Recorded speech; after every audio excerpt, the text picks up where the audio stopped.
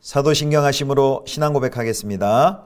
전능하사 천지를 만드신 하나님 아버지를 내가 믿사오며 그 외아들 우리 주 예수 그리스도를 믿사오니 이는 성령으로 잉태하사 동정녀 마리아에게 나시고 본디오 빌라도에게 고난을 받으사 십자가에 못 박혀 죽으시고 장사한 지 사흘 만에 죽은 자 가운데서 다시 살아나시며 하늘에 오르사 전능하신 하나님 우편에 앉아 계시다가 저리로서 산자와 죽은 자를 심판하러 오시리라. 성령을 믿사오며 거룩한 공회와 성도가 서로 교통하는 것과 죄를 사하여 주시는 것과 몸이 다시 사는 것과 영원히 사는 것을 믿사옵나이다. 아멘.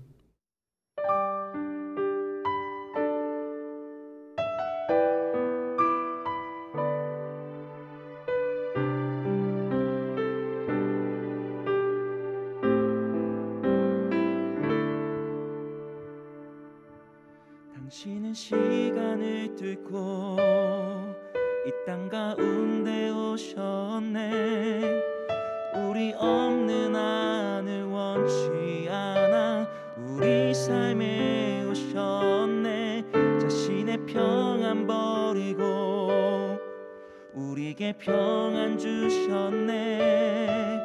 가장 낮은 자의 모습으로 우리 삶에 오셨네.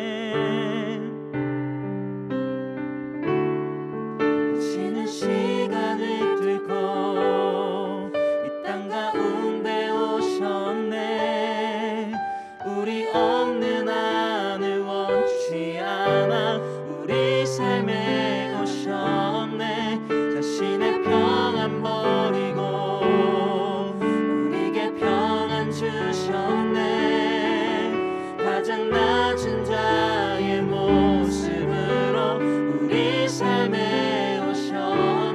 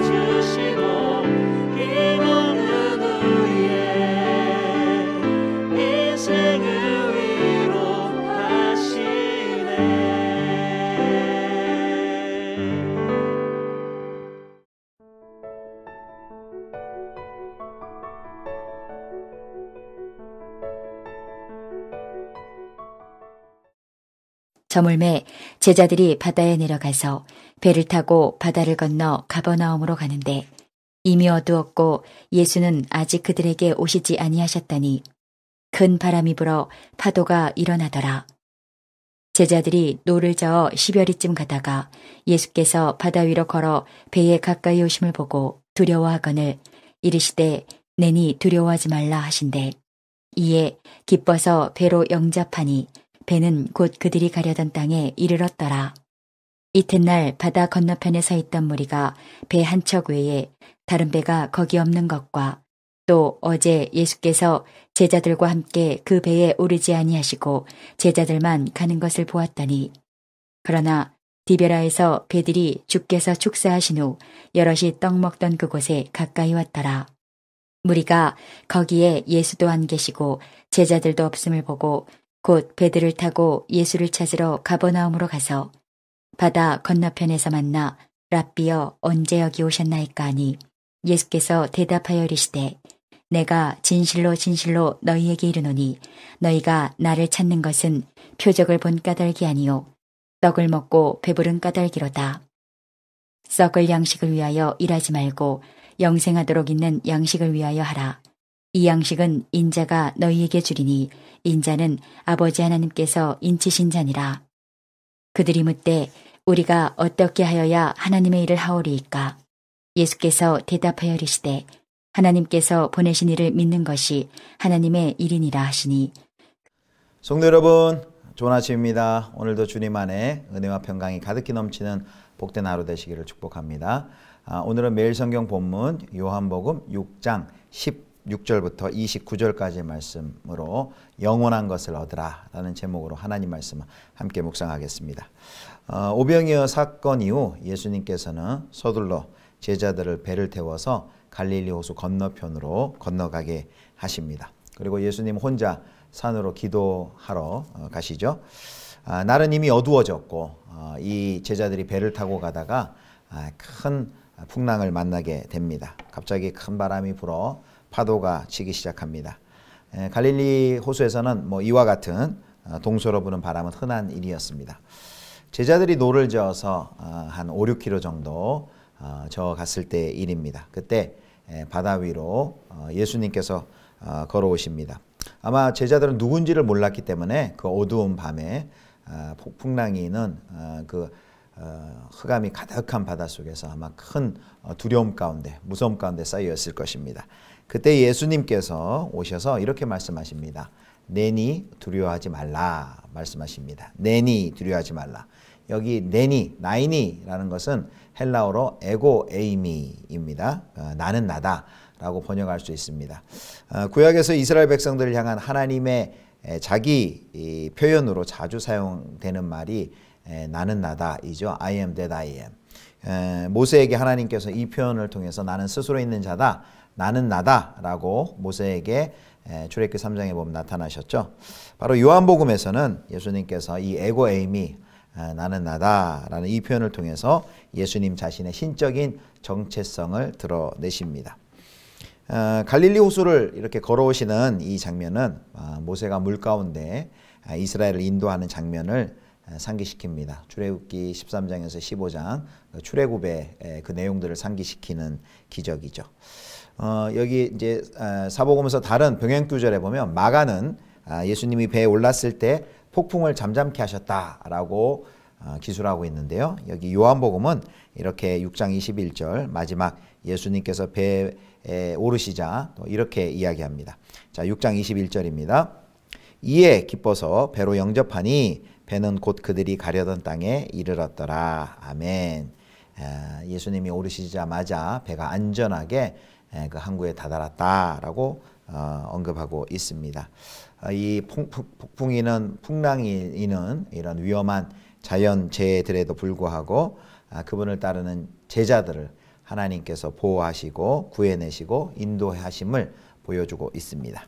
사랑하는 성도 여러분, 먼저 이렇게 무리를 걸어오시사 또 제자들을 구해주신 이 예수님 요한복음의 이야기를 통해서 우리는 하나님께서 우리들에게 풍랑 없는 삶을 약속하신 것이 아니라 비록 풍랑 속에서도 우리를 홀로 내버려 두지 아니하시고 반드시 찾아오셔서 우리를 보호하시고 인도하시어 소망의 항구까지 안전하게 다다르게 하신다라는 그 신실하신 하나님을 만나볼 수 있습니다. 여러분 인생의 여러 가지 풍랑을 통과하고 계신 분들 지금 많이 계시죠? 그때 예수님께서 풍랑이는 바다 위를 걸어오셔서 하셨던 말씀 나이니 내니 두려워 말라 라는 그 주님의 음성 꼭 들으시고 기억하시기를 축원합니다. 자, 이제 소망의 항구에 다다른 후 다음 날이 되었습니다.